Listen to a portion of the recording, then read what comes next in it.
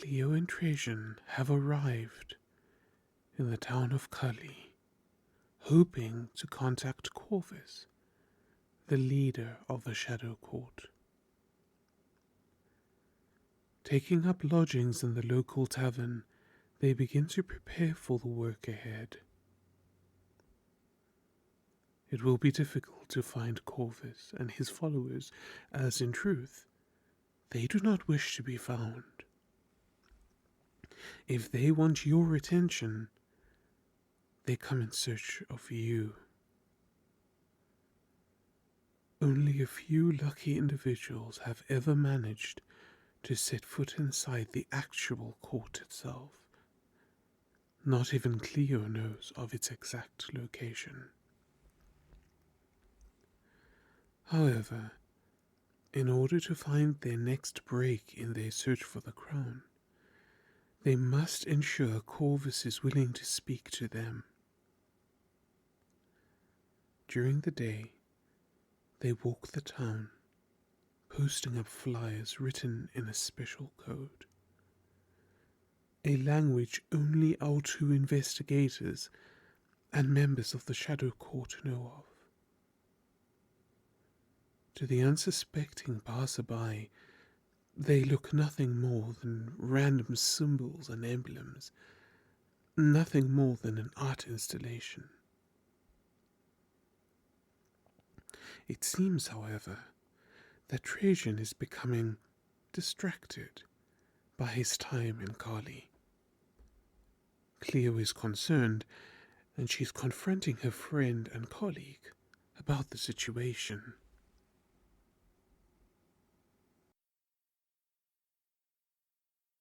I don't understand why you're so concerned, Cleo. Selena and I are just good friends. Good friends? Good friends. She is a distraction to you, Trajan.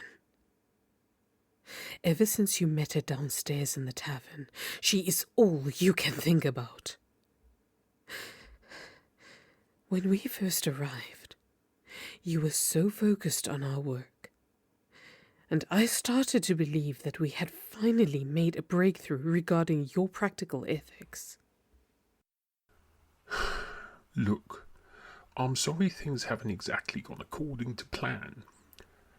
How long have we been here now? Nearly a month. I'm beginning to think that Corvus doesn't want to see us. So it may seem, Trajan. So it may seem. However, that does not give you the opportunity to strike up conversation with a total stranger.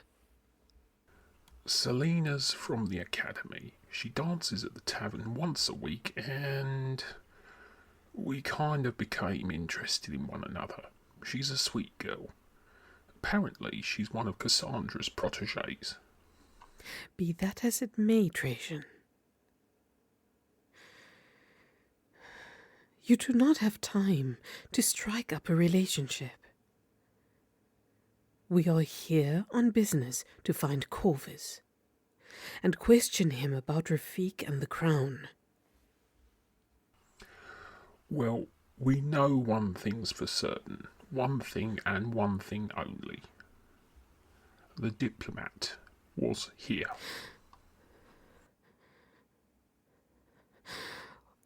What did you say? I said the diplomat was here. Oh, is that it then? And just how long had you intended to hold that information to yourself? Why didn't you tell me sooner? Well, I only just found out myself. Look, Selena told me she'd seen them at the academy, but they'd arrived a while before that. Spent some time under the care of a local healer and her student. Of course. Her name is Anira, isn't it? Yes, I've heard of her. She's said to be the best healer in the land, known for her delicate touch and calming voice. It's a shame she left town before we could arrive. I'd have very much liked to have spoken to her. I believe she bears a connection to Rafik, or at least she knows of his origins. Well, from what I understand, she travelled back to Gebelra with her brother, the Grand Master of the Peacekeepers. Rumour has it that the governor has become a vampire. Well, nothing would surprise me these days, Trajan.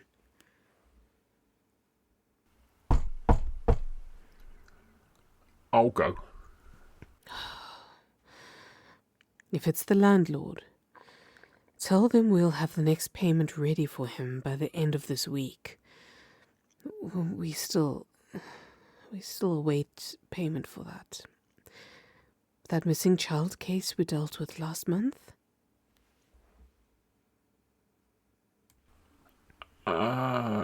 Cleo? It's not the landlord. Well, then who is it then? Oh. It's you. But where is... Corvus sends his apologies. He is unable to meet with you in person. I, on the other hand, have been asked to meet with you upon his behalf. I honestly can't say that I'm altogether pleased to see you, Orion. However, as you are representing the Shadow Court, I trust you are aware of our business here. Only too well. You disappoint me somewhat, however.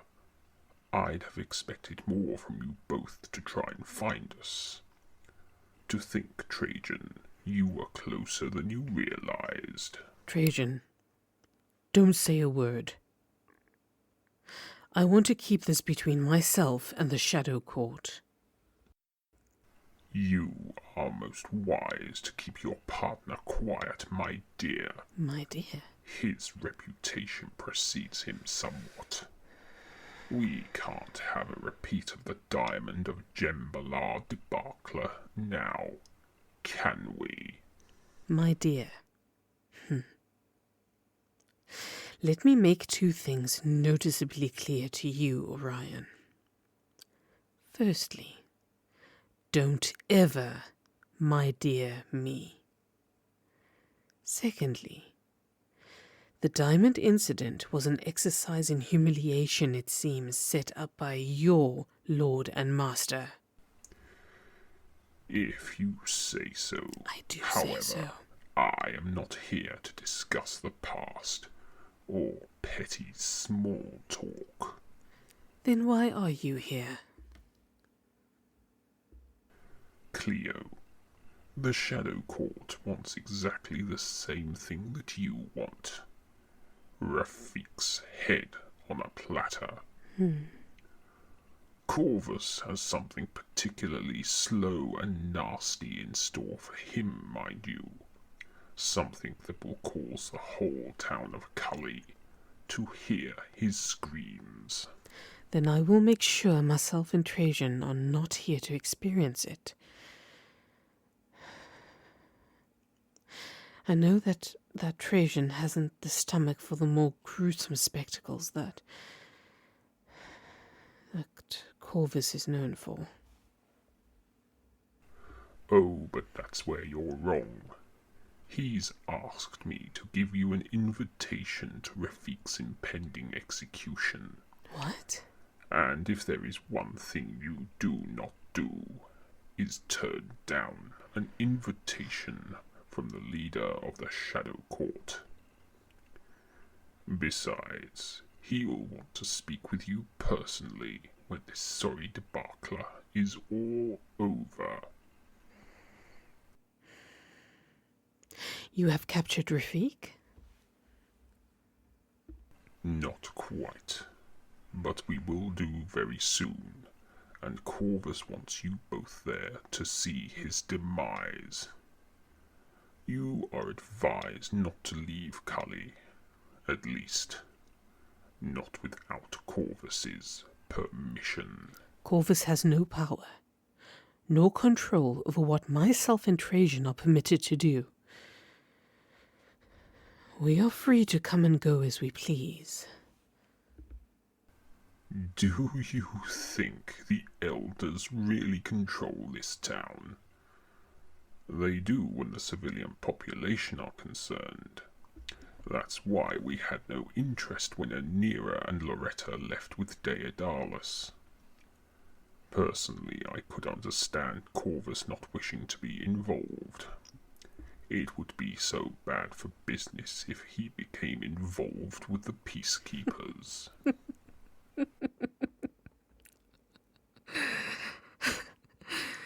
Daedalus would have had you all arrested as soon as Corvus made himself known to them. Oh, that would have been so satisfying to witness. I could imagine it now. Your hideout being raided, and each and every member hiding there would then be paraded out in the street, being unmasked for all to see. Mind you, knowing Corvus as well as I do, he would make good his escape before any of that could happen.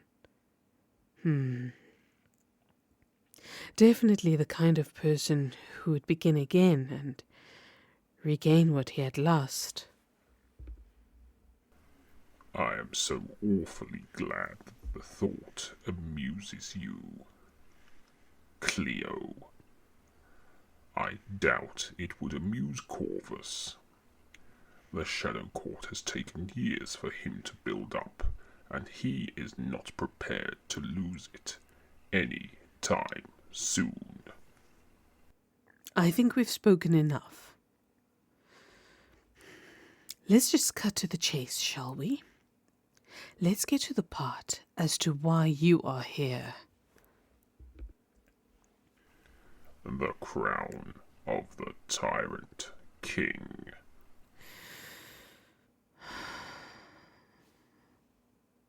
I thought as much. Let me guess. Corvus wants it for himself. You think Corvus a power-mad fool? Clearly. He wants it destroyed as much as anyone else in this land. He just wants Rafik. He wants an end to this nightmare. Ever since that rogue became a turncoat and joined the vampires, things have not exactly been going right for the Shadow Court. We believe Rafik took something especially important to us. And that is? The Eye of Pelnat. The Eye. The Eye of Pelnat is a myth, Orion.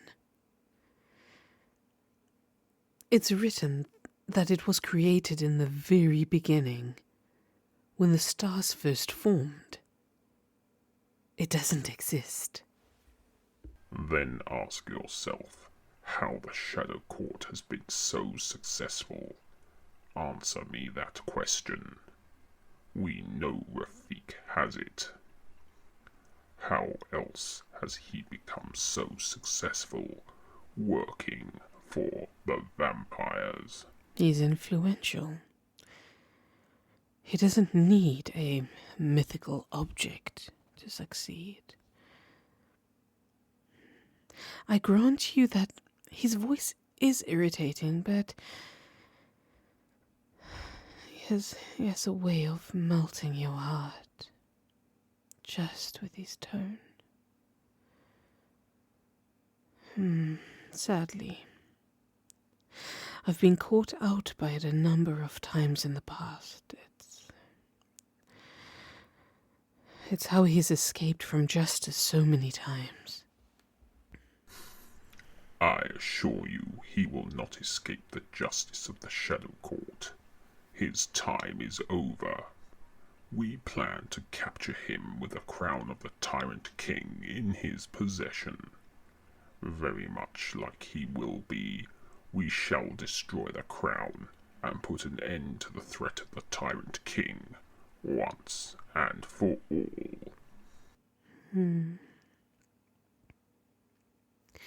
You seem confident that he will face justice then. He shall. Now you have heard all that is to be said. I shall return to Corvus and advise him that we have spoken. Remember everything that I have told you. You shall only be given a single warning. Let's not say a warning, in fact. Let us call it advice. I bid you good day for now.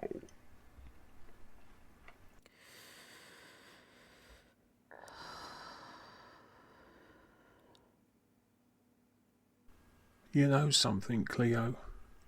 I imagine if he weren't a member of the Shadow Court, Orion would be a very likeable person.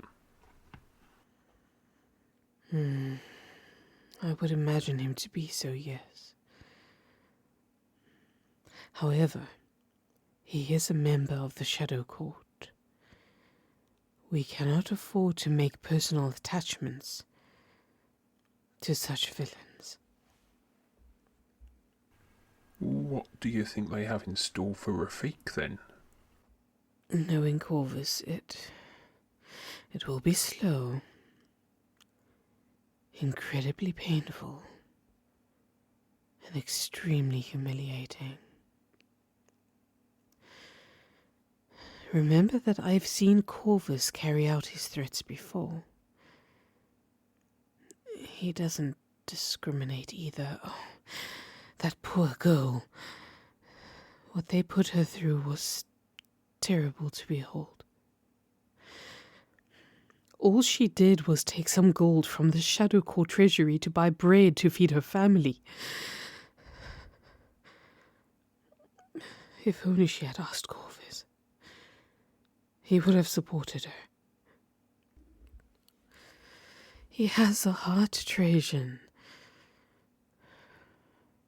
But his morality is very questionable.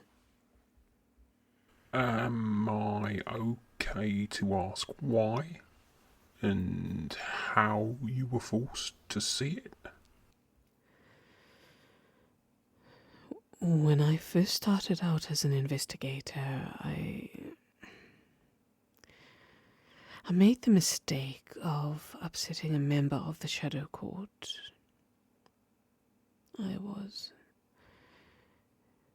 I was invited to their headquarters, blindfolded, of course, so I wouldn't know its location, and Corvus stood there before me in his robes and mask. And he had a few of his guards and took me to the chamber that he uses for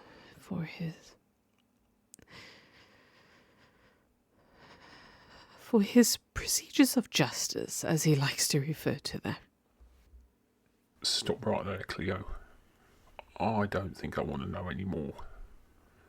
I don't think I need to hear the details of his procedures of justice. Incredibly wise indeed, Trajan. It would be best not to delve too deeply into the mind of a criminal mastermind like Corvus. Cleo? Yes, Trajan? It looks as if Orion dropped this. Looks like a map of sorts. Trajan, I don't believe it. you know what this is? Well, I know it's a map. Trajan, it's a map to the hideout of the Shadow Court. This has not been dropped by accident. No agents of the Shadow Court would ever carry such a map. Then what does it mean? It means that Corvus wants us to find him. He's clearly used Orion to send us a message. Wait a minute. There's something written on the back of this. Oh, no, it can't be. It cannot be. I don't understand. What's going on? It's written in my native language. Kom na die grot naby die enigste waterbron. Ek sal julle daar ontmoet. Translated into your language, it reads, "Come to the cave near the only spring. I will meet you there." Trajan, no one in the desert realm can speak my language. Except for that Crotalus fellow. Yes. And that's what worries me. However, perhaps Corvus has been holding out upon us. Perhaps. Perhaps he's from my homeland also, or he's able to speak my language in order to give me a message, one that only I can understand. So it's not a map to the actual Shadow Court then? No, it's not. However, it does guide us to the cave he mentions. So we go there and meet with Corvus? We have little choice. If we are to work out the next part of our mission, we have to work with the Shadow Court. The crown of the Tyrant King must be found and destroyed for the good of our world. So, we're off to find this cave then? We are indeed, Trajan. We are indeed. We shall search in the morning. I think we both need a good night's rest before we can do anything, however. I'm in agreement with you there, Cleo. I'll bid you good night then. Good night, my sweet and wonderful Trajan. Sleep well. So though our two intrepid investigators are nowhere closer to finding the crown of the Tyrant King, they are fortunate enough to have been granted an audience with Corvus, although it is in a somewhat unexpected manner.